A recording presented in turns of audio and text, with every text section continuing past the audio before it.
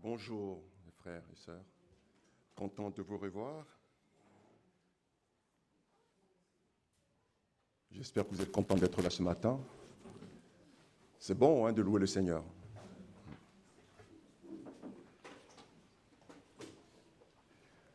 Nous prêchons l'amour de Dieu pour l'humanité.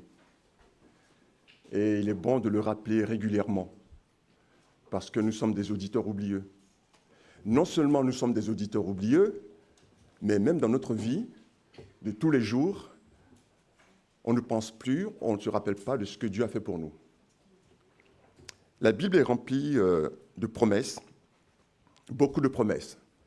Et parmi ces promesses, il y a la promesse de Dieu pour répondre à nos prières. Alors je vais lire quelques versets. Jean 14, 13, 14, qui dit, et c'est Jésus, le Seigneur Jésus qui parle, il dit, « Et tout ce que vous demanderez en mon nom, je le ferai, afin que le Père soit glorifié dans le Fils. Si vous demandez quelque chose en mon nom, je le ferai. » Matthieu 7, 7 à 11, il dit encore, « Demandez et l'on vous donnera. Cherchez et vous trouverez. Frappez et l'on vous ouvrira. Car quiconque demande reçoit, celui qui cherche trouve, et l'on ouvre à celui qui frappe. Lequel de vous donnera une pierre à son fils s'il lui demande du pain? Ou s'il demande un poisson, lui donnera-t-il un serpent? Si donc, méchant comme vous l'êtes, vous savez donner de bonnes choses à vos enfants, à combien plus forte raison votre Père qui est dans les cieux donnera-t-il de bonnes choses à ceux qui les lui demandent? Magnifique promesse. 1 Jean chapitre 5, verset 14, il est dit, « Nous avons auprès de lui, le Seigneur Jésus, cette assurance, si nous demandons quelque chose selon sa volonté, il nous écoute. » Est-ce que vous y croyez?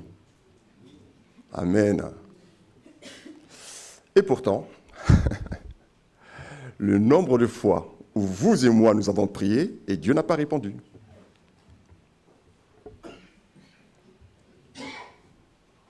N'est-ce pas? Ah, je vois les têtes. Et oui, Dieu peut refuser d'exaucer nos prières. Nous avons parfois prié, tellement prié pour un sujet, pour un fardeau. Prié pendant des jours, d'autres même jeûnent. Et pas de réponse de Dieu.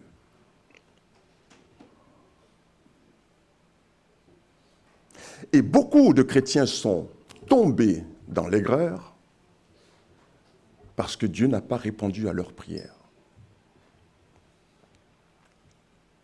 Parfois même, certains tombent dans la rébellion, ce que j'appelle une rébellion passive. C'est-à-dire qu'ils viennent à l'église, ils sont là, mais ils sont en colère contre Dieu.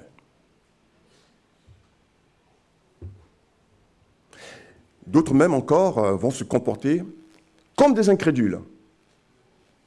Ils ne croient plus. Ils sont fâchés contre Dieu. Ils boudent.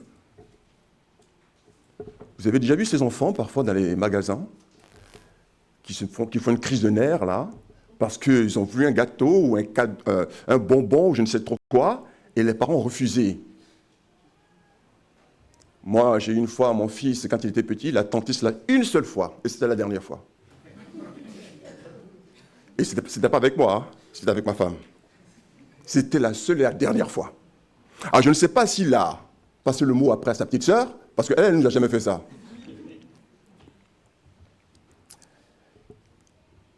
Alors, on peut tomber dans la colère, l'aigreur, et arrêter de prier.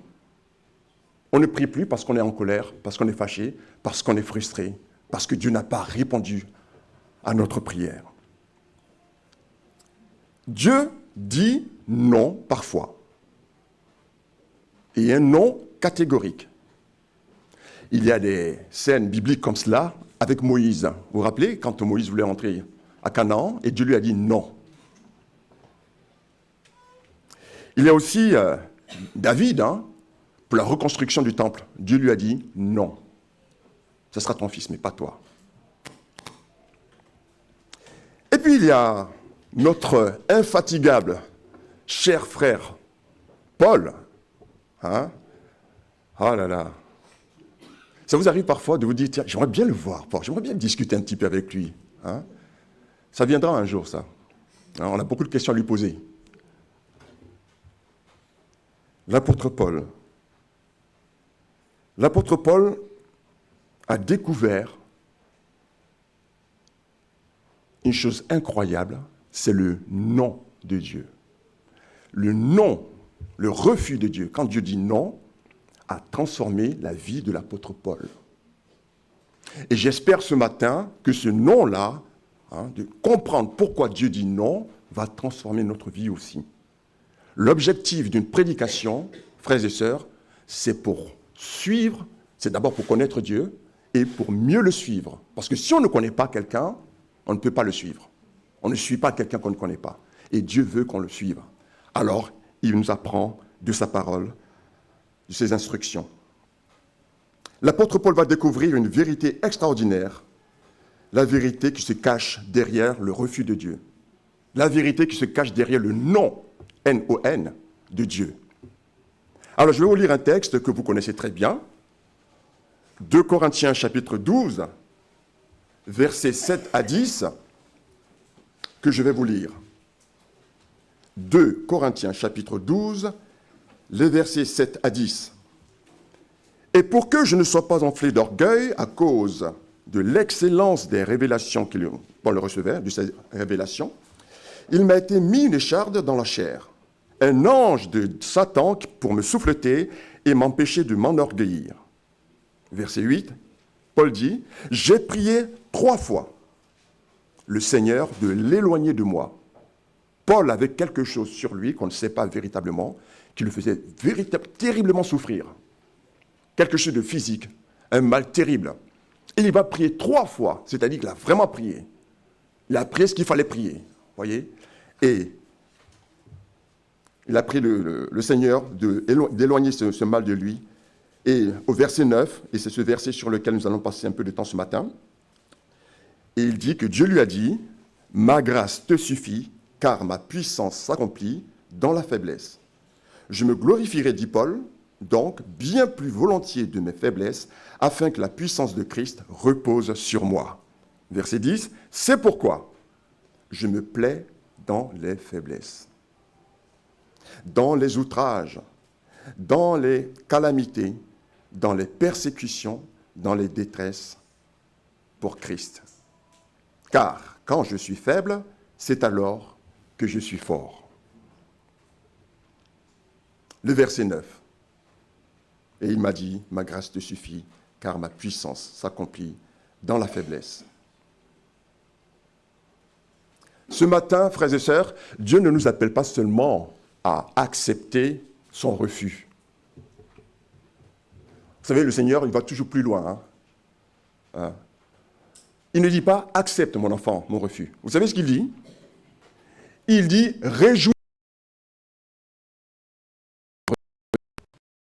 C'est fait quand je dis non. Waouh! C'est un peu dur, hein? Non, J? Ouais, c'est un peu dur, hein? On aimerait tellement que Dieu nous dise à chaque fois oui, hein? Mais frères et sœurs, heureusement qu'il ne dit pas toujours oui, hein? Je sais à quoi vous pensez. Chacun doit se dire, oui, c'est vrai. À tel moment, j'ai demandé ça, il s'est passé ça. Heureusement que Dieu a dit non. Alors, ce matin, nous allons nous réjouir, nous allons apprendre à nous réjouir des prières non exaucées. Nous allons nous réjouir du non de Dieu. Alors, on est à cette prédication, le titre suivant. Le non ou le refus de Dieu, une grâce déguisée.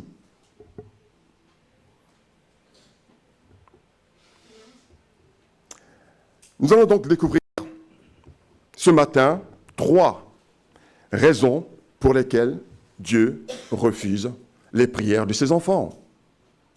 Est-ce que vous êtes prêts? Bon. Ah, je sens que vous êtes prêts, hein? Parce que c'est vraiment quelque chose qui nous perturbe. Hein. N'est-ce pas? Oui, je sais. OK. Regardez voir. La première raison. La première raison pour laquelle Dieu refuse nos prières, eh bien, c'est pour nous protéger. C'est pour nous conduire à sa bienveillante et véritable protection. Vous nous protégez contre quoi? Eh bien, c'est dans le verset, hein.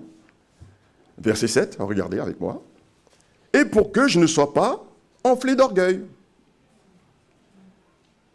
Enflé d'orgueil, pourquoi? Pour Paul, à cause de l'excellence de ses révélations.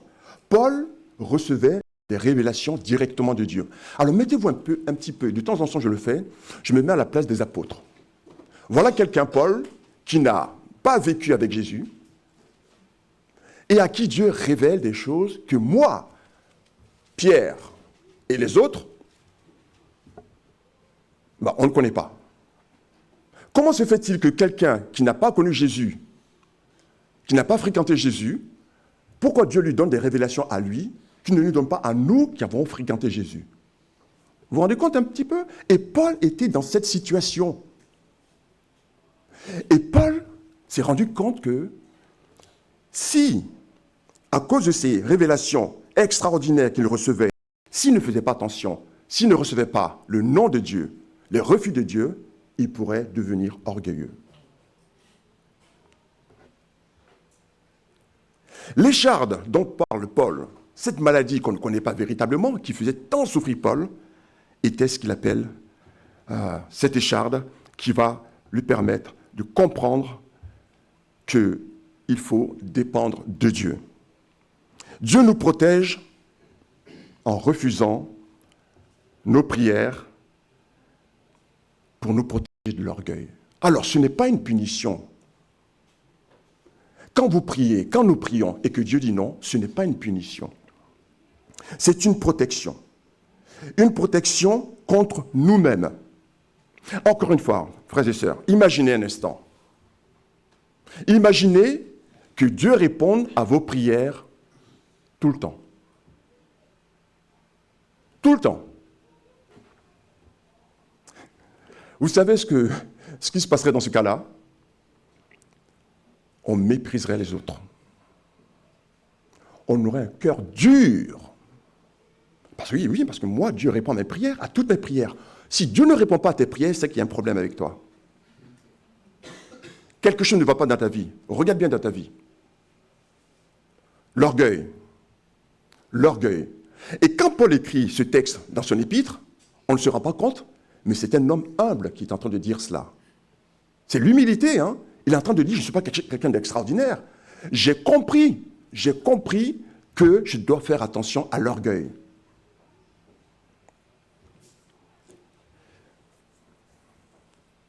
Alors, Dieu nous protège contre l'orgueil, mais il nous protège aussi, frères et sœurs, contre un danger invisible. Le danger invisible, c'est ce que nous ne voyons pas. Dieu le voit. Dieu voit les dangers dans notre vie. Et qu'est-ce qu'il fait? Il ne répond pas à certaines prières parce qu'il sait que si on prend cette voie-là, il sait où cette voie nous mènerait. Ce qu'il est en train de dire actuellement, frères et sœurs, il faut vraiment retenir cela. C'est très important pour notre vie. Dieu n'exauce pas nos prières parce qu'il connaît l'avenir. C'est un petit peu comme un enfant qui va jouer avec un couteau, qui demande un couteau tranchant pour jouer avec ce couteau, et les parents lui disent « Mais non, tu ne joues pas avec », et il est fâché. Mais vous, en tant que parent, vous savez très bien ce qui pourrait se passer avec ce couteau. Ou alors c'est un petit peu comme quelqu'un qui prend un couteau et qui se met à courir. Quelqu'un qui a un couteau dans la main qui se met à courir, dans une foule, ça peut faire des dégâts. Vous voyez? Eh bien, un enfant, c'est pareil. Un enfant ne sait pas ce que c'est qu'un couteau. Lui, il veut juste jouer avec. Et il réclame ce couteau. Et les parents lui disent non. Et l'enfant boude.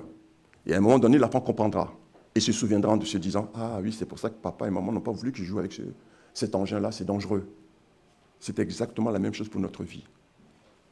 Désormais, lorsqu'on prie et que Dieu ne répond pas à notre prière, ne soyons pas en colère. Frères et sœurs, c'est ça la foi. Ne croyez pas à ce que vous entendez parfois les gens qui vous disent, la foi, c'est quand vous avez tout, vous êtes riche, vous avez ceci, vous avez cela. Non, c'est pas cela. La foi, c'est d'accepter quand Dieu dit non. Parce que quand il dit non, son enfant dit oui. Si papa dit non, c'est que c'est pas pour moi, c'est pas bon pour moi. C'est ça la foi.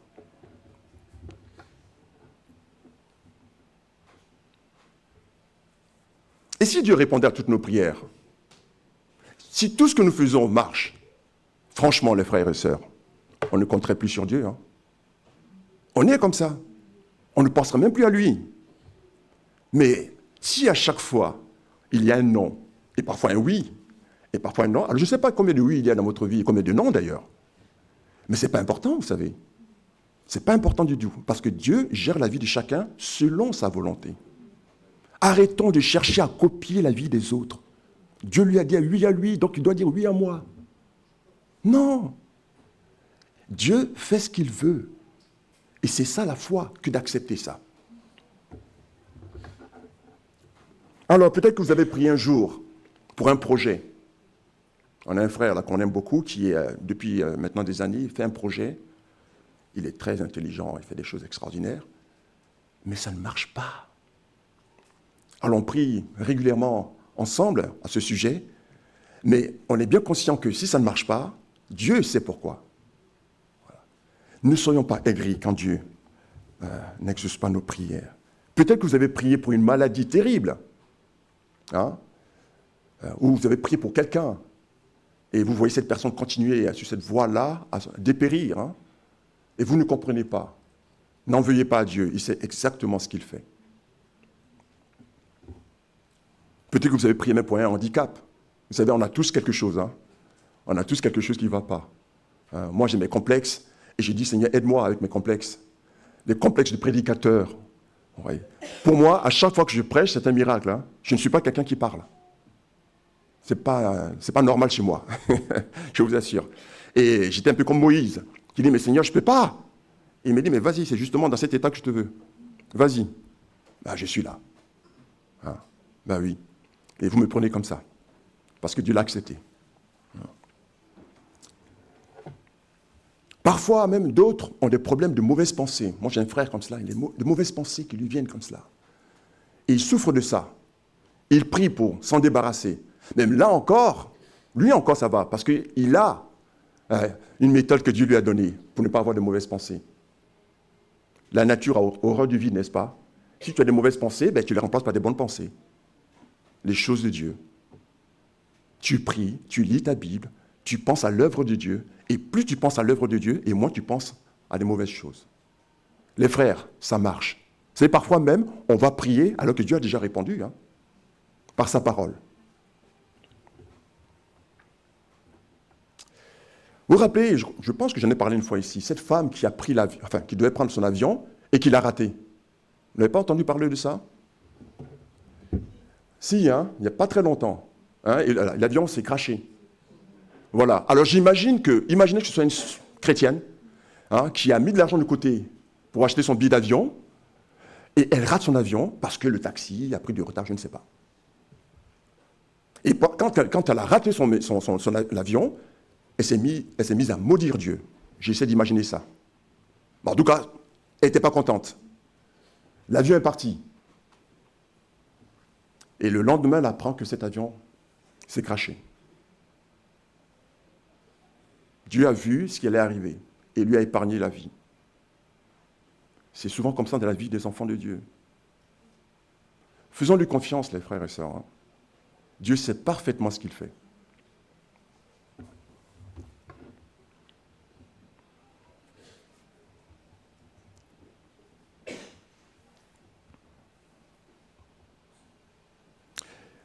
Pour Paul, Dieu l'a protégé contre l'orgueil. Mais peut-être que vous et moi, c'est autre chose. Peut-être que Dieu veut nous protéger contre une méchanceté qu'on a là. Parfois, on a un cœur dur.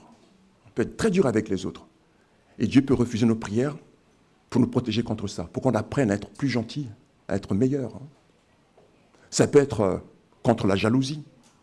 Il y a des gens qui vivent avec cette jalousie, toujours envier ce que les autres ont. Voilà. Ça peut être ça, la raison pour laquelle Dieu n'exauce pas vos prières. Chacun réfléchisse pour lui-même. Mais en général, on le sait. Quand on prend un peu de temps d'y réfléchir, on sait pourquoi Dieu refuse nos prières. Et même quand on ne sait pas, c'est pas grave. On lui fait confiance. Alors peut-être que certains parmi nous ici sont mis à prier parce qu'ils se sont emmourachés de quelqu'un. On est tombé amoureux de quelqu'un, un frère en Christ ou une sœur en Christ. Voilà. Et on se met à prier et on se rend compte que Dieu ne permet pas qu'on épouse cette personne. Qui a déjà vécu ça? Non, levez pas les mains. Voilà. Dieu dit non, pas cette personne. Et on ne comprend pas. Mais Seigneur, mais il est tellement beau, Seigneur, regarde comme il est beau. Je ne peux pas le rater.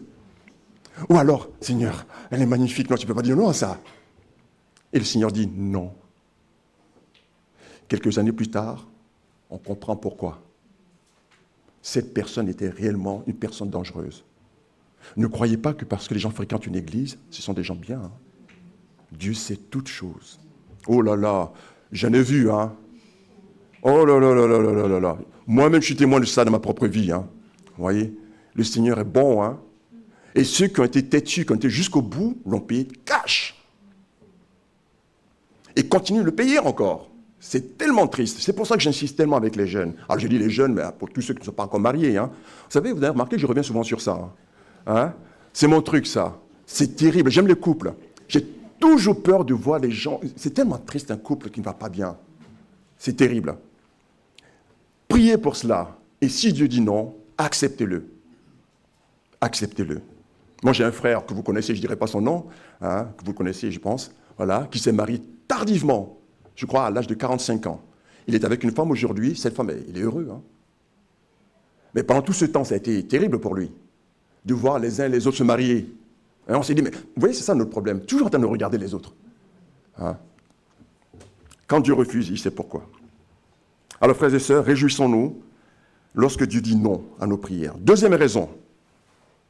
La deuxième raison pour laquelle Dieu nous dit non, c'est parce que Dieu veut nous transformer. Il veut nous transformer et réellement nous transformer, pas du semblant. L'apôtre Paul découvre une chose extraordinaire, c'est que lorsque Dieu dit « ma puissance s'accomplit dans la faiblesse », ça veut dire quelque chose. C'est quelque chose qu'il ne connaissait pas. C'est ce qu'il est en train de dire ici. Paul ne savait pas que la puissance de Dieu pouvait s'accomplir dans nos faiblesses. Parce que habituellement, lui, Paul, il reçoit des révélations, il reçoit des choses extraordinaires, il faisait même des miracles. Il a vu les choses, des miracles se faire. Donc Dieu, c'est toujours ce qui, selon l'homme, marche. Ce qui est puissant, ce qui est formidable. Et tout d'un coup, Paul découvre que la faiblesse d'un être humain peut être le canal par lequel Dieu est glorifié. Mais qu'est-ce que c'est difficile d'accepter ça? Parce qu'on n'est pas né comme cela. On est né avec l'idée qu'il faut que ça marche. Quand quelque chose manque, pour nous, ça veut dire que c'est une déception. C'est une défaite. Ma puissance s'accomplit dans la faiblesse. Vous connaissez ce verset, hein, Romains chapitre 12, verset 2. Quand il est question, il est dit, ne vous conformez pas au siècle présent, mais soyez transformés par le renouvellement de l'intelligence ou de la compréhension. Ça veut dire que nous devons avoir la compréhension de Dieu, comprendre les choses comme Dieu comprend. C'est aussi pour cela que Dieu refuse nos prières, pour que nous apprenions ces choses-là, pour penser comme lui. L'apôtre Paul a été transformé dans sa compréhension de Dieu. C'est ce qu'il est en train de dire. L'apôtre Paul découvre que sa fragilité physique, loin d'être un obstacle dans l'œuvre de Dieu, bien au contraire, sa fragilité est même le moyen par lequel Dieu va être glorifié et Dieu va pouvoir montrer sa puissance. Mais c'est vrai, frères et sœurs. Imaginez un instant quelqu'un qui a toute capacité, il sait faire tout faire. Vous vous rendez compte? Et c'est quelqu'un qui ne se repose pas sur Dieu. En quoi est-ce que Dieu est glorifié? Mais quand vous voyez quelqu'un faible, physiquement, vous voyez bien que cette personne est faible. Et vous voyez cette personne joyeuse de venir à l'église. J'étais récemment, ma maman est décédée il n'y a pas longtemps, et j'étais à ses obsèques. Et depuis mon adolescence, il y a une femme qui venait à l'église, une dame. Je voulais tellement qu'elle entende cette prédication pour qu'elle soit encouragée. Elle venait à l'église. Elle était déjà malade. Hein. Je vous parle, j'avais 16-17 ans. Hein. Si vous dites qu'il y a longtemps. Hein. J'ai 55 ans. Et je la voyais, elle venait à l'église. Elle était malade, c'est vrai.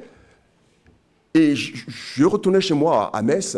Alors, on va dire en gros, une fois tous les 5-6 ans, on va dire. Voilà. Et au fur et à mesure que j'y retournais, je voyais son état se dégrader. Et aux obsèques de maman, je l'ai vue arriver, elle n'arrivait même plus à marcher. Mais elle est toujours à l'église. Est-ce que vous vous rendez compte de ce qui se passe dans la tête d'un enfant quand il voit ça? De voir que des gens qui sont, pour lui, physiquement faibles, pour l'être humain, continuent à aller à l'église, adorer Dieu, glorifier Dieu. Est-ce que vous savez ce qui se passe dans la tête des enfants quand ils vous observent? Plutôt que quelqu'un qui va toujours très bien, à qui on peut dire, bah oui, toi, tu vas bien. Janine, j'ai cité ton nom, je n'ai même pas fait exprès, elle s'appelle Janine. Janine n'arrivait même plus à marcher. Non seulement elle avait une canne, mais ses jambes étaient complètement tordues. Elle est venue aux obsèques et elle continue à aller adorer son Dieu dans l'assemblée à l'église. Frères et sœurs, c'est ce dont parle le texte ici. C'est quand je suis faible que je suis fort. Pas parce que je suis fort, mais parce que Dieu se sert de moi. Nous ne pensons pas comme Dieu. Nous sommes très différents de Dieu. Nous, on pense que impressionner les gens, c'est être fort physiquement et tous ces genres de choses, avoir toutes ces capacités. Non. La force, selon Dieu, c'est que malgré ma faiblesse physique, je suis toujours dans la joie et je l'adore toujours. Et alors, à ce moment, les gens peuvent me dire, me demander, mais pourquoi tu es si joyeux? Ça interpelle. Et là, on peut annoncer l'évangile. Et quand on fait cela, soi-même, on est dans la joie. Mais si vous êtes heureux, joyeux, parce que vous avez 1 million ou 2 millions sur votre compte bancaire, mais ça, tout le monde peut le faire, ça. Et même ça encore, il y a des gens qui ne sont pas contents avec 2 millions. Hein. Oh là là, ces footballeurs m'étonnent toujours. Je ne comprends pas tous ces millions qu'ils gagnent, ils ne me donnent jamais l'impression d'être joyeux. Vous n'avez pas remarqué? Et ça vient tout le temps, ça vient tout. Je pense à certains qui ont des jets privés, tout ça. Je les regarde, vous savez, j'aime bien regarder le visage des gens. Hein? Je n'ai jamais vu la joie chez ces gens. Hein? Je n'ai jamais vu ça. Hein? Voilà. Donc, ils essaient de faire plein de choses pour impressionner, mais je ne vois pas. Mais quelqu'un qui est complètement démuni, mais qui a Christ dans sa vie, il a tout. Et c'est ce que Dieu veut montrer au travers de nos faiblesses physiques, de nos fragilités, de nos maladies, de toutes ces choses-là qui nous font souffrir. Frères et sœurs, que le Seigneur bénisse ceux qui, parmi nous, souffrent physiquement. Moi, quand j'ai un petit bobo, je ne me sens pas bien déjà. Je vous assure, hein. Alors j'imagine ceux qui ont vraiment des vrais problèmes. Vous voyez? Le Seigneur vous bénisse, vraiment, parce que vous êtes un modèle pour nous, un encouragement pour nous. Tout ce que vous vivez, vous ne les vivez pas par hasard. C'est faux, hein? Toutes ces choses, c'est dans la main de Dieu. Toutes ces choses. Ne soyez pas tristes. Hein? Vous êtes plus heureux que des milliardaires qui sont dans ce monde. Quand Dieu dit non, il travaille à transformer notre caractère. Et c'est ça l'objectif. Dieu veut changer notre caractère. Il veut qu'on puisse avoir le caractère de Jésus-Christ. Même le Fils de Dieu a été jusque sur la croix. Nous sommes qui pour ne pas vivre des moments aussi difficiles? Le Fils de Dieu, qui n'a pas à vivre ces choses-là. Alors, comment Dieu nous transforme? Comment il transforme notre caractère? Déjà, vous savez ce qu'il fait, le Seigneur? Il détourne notre regard de nous-mêmes. Ben oui, parce que si ça ne va pas, si on n'a rien de spécial sur nous, on n'a pas forcément envie de se regarder. Hein.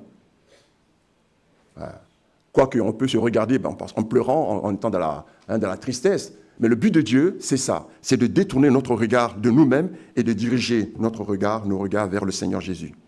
Le but de l'épreuve, c'est ça. Apprendre à regarder au Seigneur. La transformation du cœur. La transformation du cœur, de notre caractère, nous rend humbles. L'humilité, pas la fausse humilité, hein, la vraie humilité. L'apôtre Paul était vraiment humble parce que ce qu'il vient de dire là, ce n'est pas humainement normal. Quand tu es apôtre, tu es puissant. Tu dois être fort. Tu dois guérir les gens. Et lui, il est en train de dire l'inverse ici. Qui nous sont là aujourd'hui, là, qui me font rire, hein, apôtres. Ouais. Alors, l'une des caractéristiques d'un apôtre, vous savez ce que c'est, hein, c'est d'avoir vu le Seigneur Jésus. Ben, qu'est-ce que vous dites eux? Ben oui, je l'ai vu, cette nuit, j'ai rêvé de lui, je l'ai vu en songe. Voilà, comme ça l'affaire est réglée. Ils sont apôtres. Vous vous rendez compte? Eh bien, l'apôtre, selon Dieu, c'est quelqu'un comme Paul qui vit avec des faiblesses et qui est même fier de ça. On va voir ça dans quelques secondes.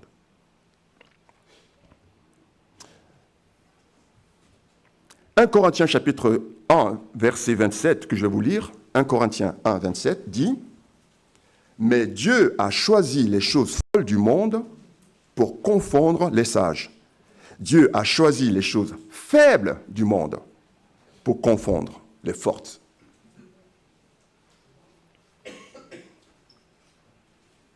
Vous savez, cette transformation de notre caractère est primordiale pour bien vivre. Hein, pour bien vivre. Vous savez pourquoi? Parce que cette transformation de notre caractère va enlever nos complexes. Beaucoup de chrétiens vivent encore avec des complexes. Beaucoup de complexes. Les complexes nous empêchent d'avancer dans la vie. Quand on accepte notre situation, on n'a plus de complexes. On vit bien. Alors, cette transformation nous apporte donc la paix et la sérénité dont on a besoin pour vivre. La paix et la sérénité qui manquent beaucoup dans ce monde. Vous regardez les informations et vous êtes perturbé. Hein. Et quand vous regardez au Seigneur Jésus-Christ, vous retrouvez la paix. Vous avez remarqué ça? Voilà. Alors, je ne sais même plus. Hein. Peut-être qu'il faut arrêter de regarder les informations. Hein. Surtout qu'on n'a même pas l'impression que ce soit toujours vrai. Hein. Regardons au Seigneur Jésus.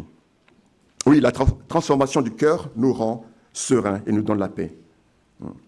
La transformation de notre cœur nous aide aussi dans nos foyers. Parfois, ça arrive, hein, dans les couples, parfois c'est tendu, c'est compliqué. Et peut-être le mari est un peu dur, ou peut-être la femme est un peu dure. Eh bien, on va prier le Seigneur et laisser le Seigneur agir. Seigneur, je te fais confiance. Je te laisse agir. Après, ça va discuter, bien sûr. Hein. Cette transformation du cœur nous aide aussi dans l'Église à avoir un meilleur comportement les uns envers les autres. Parce que souvent, on s'épuise à tout gérer. On veut tout gérer. Et quand on prie, désormais, on prie pour que le Seigneur puisse agir et on le laisse tout gérer. Alors la transformation du cœur nous protège contre la chute. Voilà, parce que réussir à chaque fois n'est pas possible. Frères et sœurs, nous devons vraiment, véritablement accepter, sinon nous réjouir du refus de Dieu, du non de Dieu, quand Dieu dit non, et laisser Dieu transformer notre caractère. Le Seigneur veut faire de nous des chrétiens libérés, des chrétiens qui vivent de la sérénité. Alors, le message de ce matin a un but. Pour attaquer le troisième point et terminer cette prédication, ce message, le but de ce message ce matin, c'est de véritablement apprendre à se réjouir lorsque Dieu refuse, que lorsque Dieu dit non à nos prières. C'est l'objectif.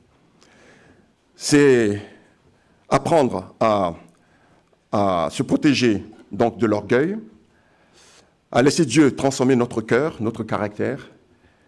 Et on se demande, mais quel est le but de tout cela? Et ça sera notre troisième point. Le but de tout cela, ce matin, frères et sœurs, c'est que Dieu veut nous amener à une véritable adoration. Je ne sais pas si vous avez remarqué, frères et sœurs, mais parfois, lorsqu'on adore le Seigneur, lorsqu'on adore Dieu, on a l'impression que ce qu'on dit est un peu fade ou n'a pas véritablement de sens, ou même parfois, on ne sait même pas quoi lui dire. Vous avez remarqué, parfois, quand on essaie d'adorer Dieu, on a l'impression d'être juste des religieux, des gens qui disent des choses. Et vous savez pourquoi? Parce qu'on ne vit pas grand-chose avec Dieu. Celui qui a vécu des choses avec Dieu, celui-là, il sait comment adorer. Et c'est ce que Paul est en train de nous dire ici. Il faut accepter le refus, le nom de Dieu, parce que le nom de Dieu nous conduit à la véritable adoration. Ésaïe chapitre 43, verset 7 dit « Tous ceux qui s'appellent de mon nom, c'est l'Éternel qui parle, et que j'ai créé pour ma gloire, que j'ai formé et que j'ai fait.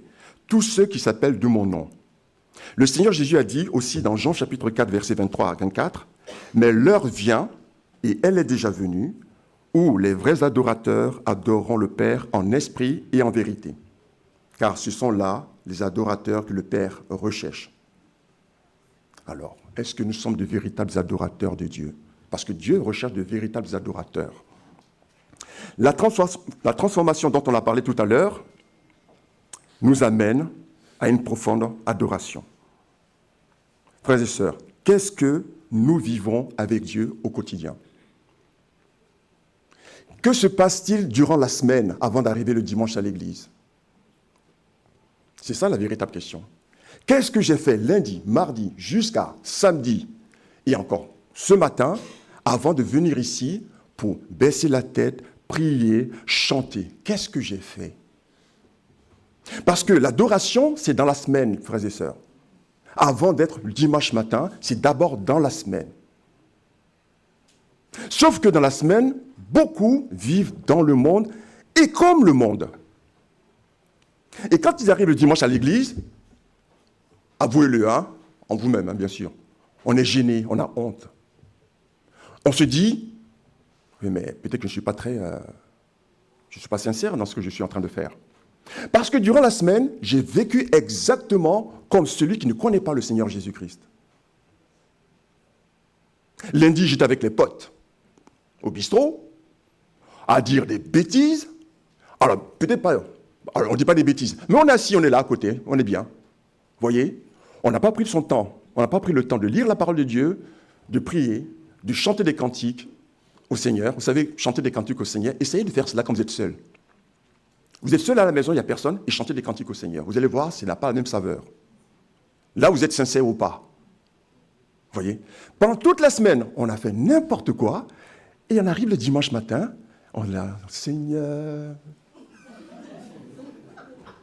je t'aime. Et le Seigneur qui voit les cœurs, il nous regarde. Il dit, qu'est-ce qu'il fait? Frères et sœurs, l'objectif de ce message, c'est de nous appeler à la véritable adoration. Et lorsque Dieu ne répond pas à nos prières, quand il dit non, c'est pour nous former, pour nous forger à avoir le caractère de Paul pour de véritables adorations.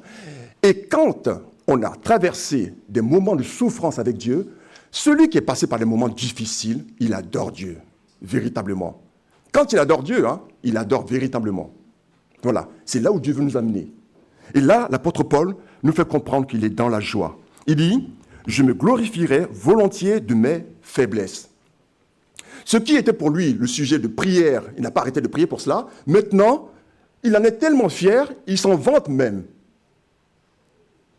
Je ne sais pas si on se rend compte du changement. Est-ce que nous nous vantons même de nos faiblesses? Moi, je n'arrive pas encore.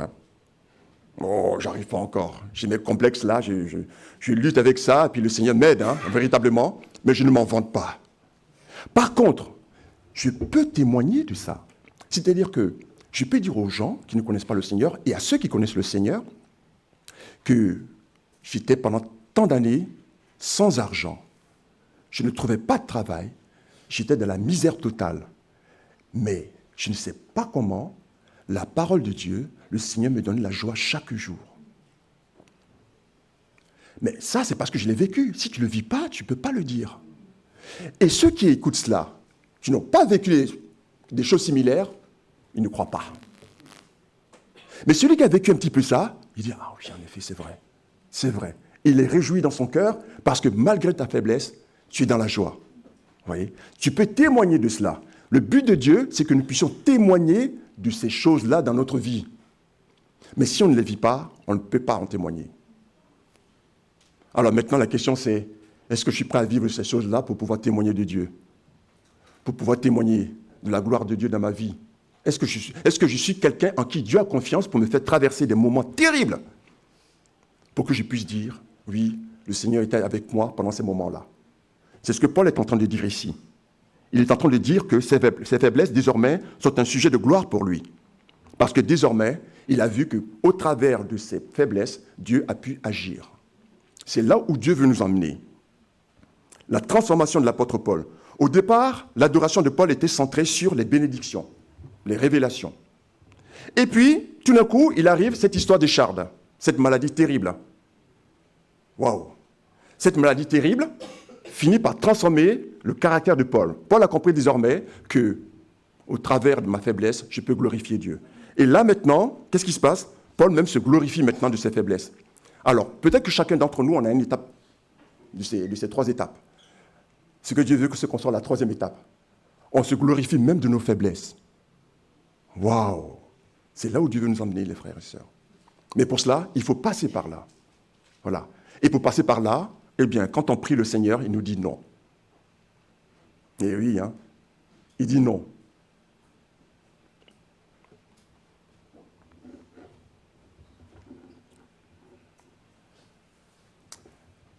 Vous vous rappelez de ce verset dans Philippiens chapitre 4, versets 11 à 13, qu'on connaît tous, hein, où Paul dit, Philippiens 4, 11 à 13, « Ce n'est pas en vue de mes besoins que je dis cela. » Qu'est-ce qu'il dit ensuite? « Car j'ai appris à être content de l'état où je me trouve. »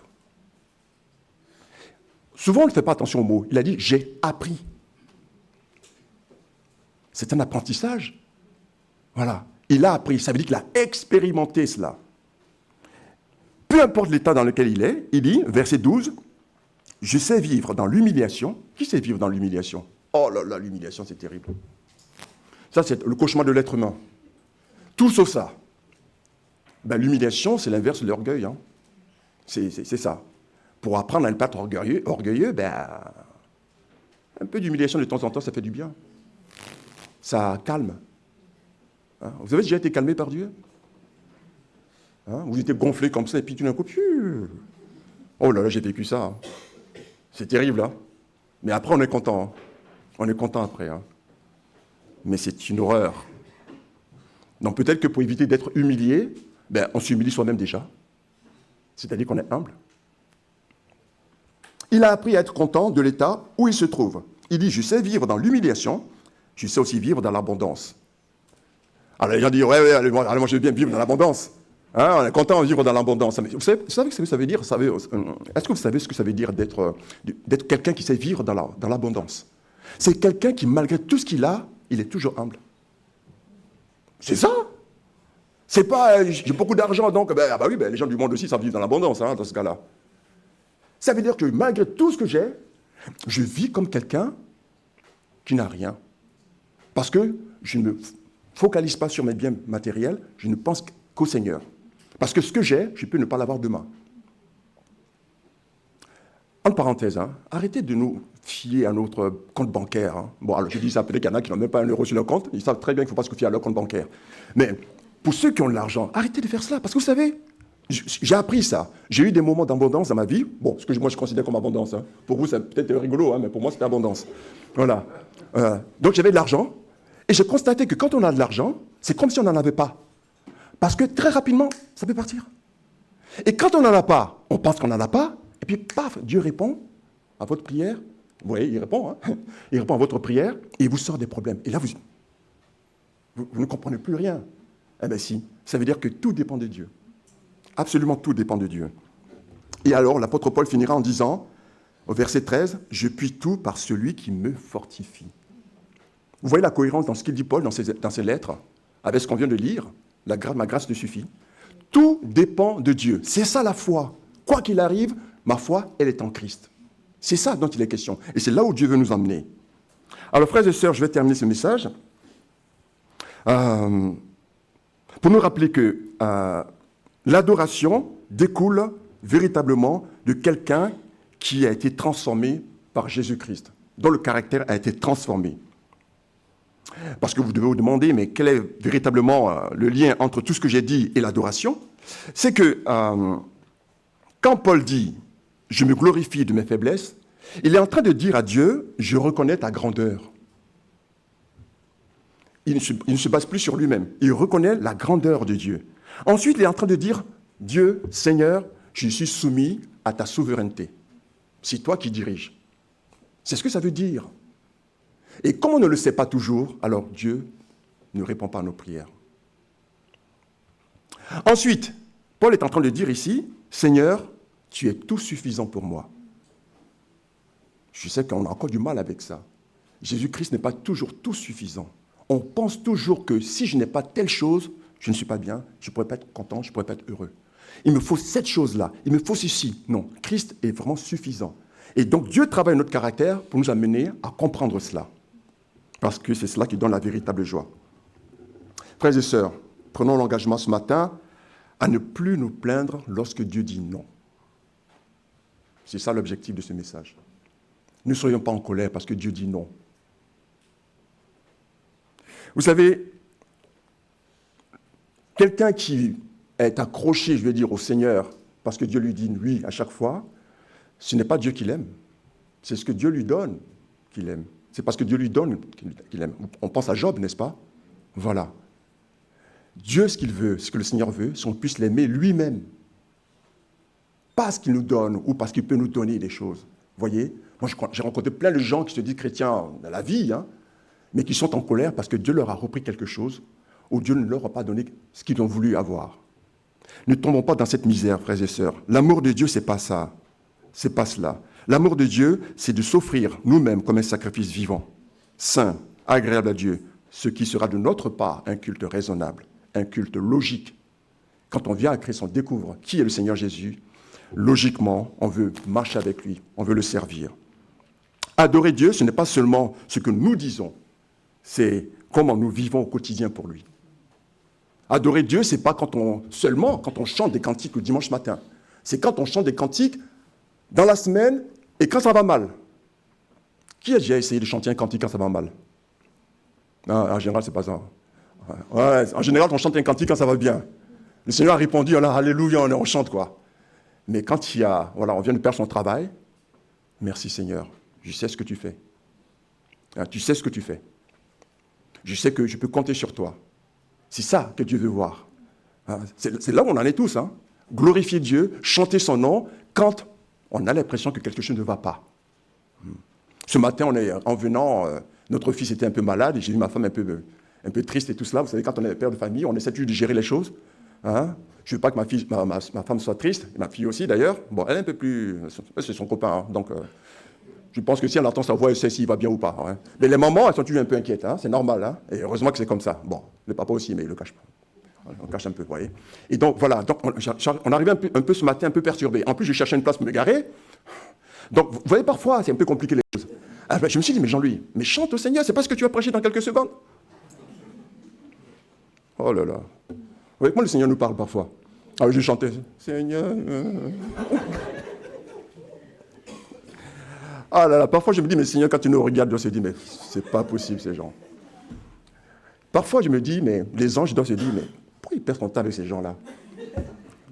Pourquoi ils les aiment tant comme cela? Vous avez jamais posé cette question? Les anges, ils ne comprennent pas. Pourquoi ils nous aiment tant comme cela? Au point où Jésus-Christ a versé son sang.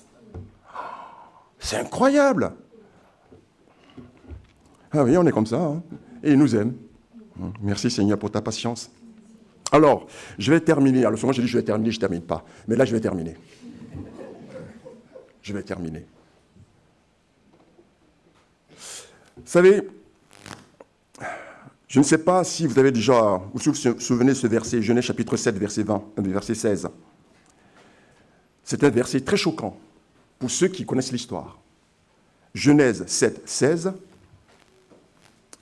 L'Éternel ferma la porte sur Noé. Quand Dieu ferme une porte, pour ceux qui ne le connaissent pas, pour ceux qui n'ont pas fait la paix avec lui, c'est un non définitif. Tant que la porte de l'arche était ouverte, il y avait encore possibilité d'entrer dans l'arche. Mais quand Dieu a fermé la porte, il était trop tard. Ni les cris, ni les regrets, ni même ceux qui viennent toquer après à la porte. J'essaie d'imaginer la scène. Trop tard, c'était fermé. Vous savez pourquoi je vous dis ça? Parce que pour ceux qui ne sont pas encore sauvés, quand Dieu dira un jour non, c'est fini. Le non de ceux qui sont sur la terre est encore possible. Il est encore possible que Dieu dise oui à un moment donné. Mais à un moment donné, Dieu dira non, et ce sera un non définitif. Ne traînez pas, vous qui ne connaissez pas encore le Seigneur, vous qui traînez, parfois dans nos églises, on s'imagine que tout le monde est sauvé. Vous qui n'avez pas encore fait la paix avec Dieu, qui avez entendu parler de Dieu parce que vous avez grandi dans une famille chrétienne, parce que vous avez entendu des prédications ou parce que vous avez lu un peu la Bible ou je ne sais pas, vous traînez. Il y a un jour où Dieu dira non. Et le nom de Dieu, il est terrible. Alors, ce matin, si vous n'avez pas encore fait la paix avec Dieu, si vous ne vous êtes pas encore réconcilié avec Dieu, il est temps, oui, il est temps, le moment est venu d'accepter, de sauver votre peau pour ne pas aller en enfer. Car un jour viendra où Dieu dira, c'est trop tard. Et ça sera un non définitif. Il est temps d'être né de nouveau. Être né de nouveau, c'est quelqu'un qui s'est rendu compte qu'il était perdu, qui va en enfer et qui va se tourner vers Christ. Parce que Dieu a donné Jésus-Christ. Vous savez que même avec Jésus-Christ, Dieu a dit non. Est-ce que vous savez que Dieu a dit non à Jésus-Christ? C'est grâce à ce non qu'il a dit à Jésus-Christ que nous sommes sauvés aujourd'hui. Le Seigneur a dit non pas ma volonté, mais la tienne. Dieu lui a dit, tu iras quand même à la croix. Et le non que Dieu a dit à Jésus-Christ vous permet à vous et moi d'être sauvés aujourd'hui. Mais un jour, Jésus-Christ lui-même dira non. Ce jour-là, il sera trop tard. Alors quand on dit trop tard, souvent les gens s'imaginent que c'est la mort. Ce n'est pas que la mort, on peut même être vivant et c'est trop tard. Et je m'en suis rendu compte quand j'ai découvert la maladie de ma maman, l'Alzheimer. Au fur et à mesure, elle ne se rappelait plus de nous. Donc le jour que, tout en étant vivant, vous allez perdre la mémoire, c'est trop tard. Parce que Dieu vous aura laissé tout le temps durant votre vie pour accepter Christ et vous avez refusé. Donc là, c'est un non déjà définitif, même si vous respirez. Parce que vous n'avez plus la capacité de dire oui. On ne joue pas avec Dieu. La Bible dit qu'on ne plaisante pas avec Dieu. Il est encore temps d'être sauvé. Ça, c'est pour ceux qui ne sont pas encore sauvés. Il est temps de vous réconcilier avec Dieu. Pour ceux qui sont sauvés, frères et sœurs, quand Dieu dit non, ce n'est pas parce qu'il y a un problème. Il dit non parce qu'il veut nous protéger. Ah oui, bien sûr qu'il y a un problème à ce niveau-là. Parce qu'il veut nous transformer et parce qu'il veut nous pousser à la vraie adoration. Et donc, Romains chapitre 8, verset 28, que nous connaissons tous très bien, nous savons que du reste, que toute chose concourt au bien de ceux qui aiment Dieu, de ceux qui sont appelés selon son dessein. Ce que Dieu permet dans ta vie n'est jamais inutile. Il faut l'accepter. Même quand tu ne comprends pas, Dieu œuvre toujours pour ton bien. Ça, il faut le retenir, frères et sœurs. Quand je suis faible, c'est alors que je suis fort, par la puissance de Jésus-Christ. Ne nous décourageons pas. Amen. Amen.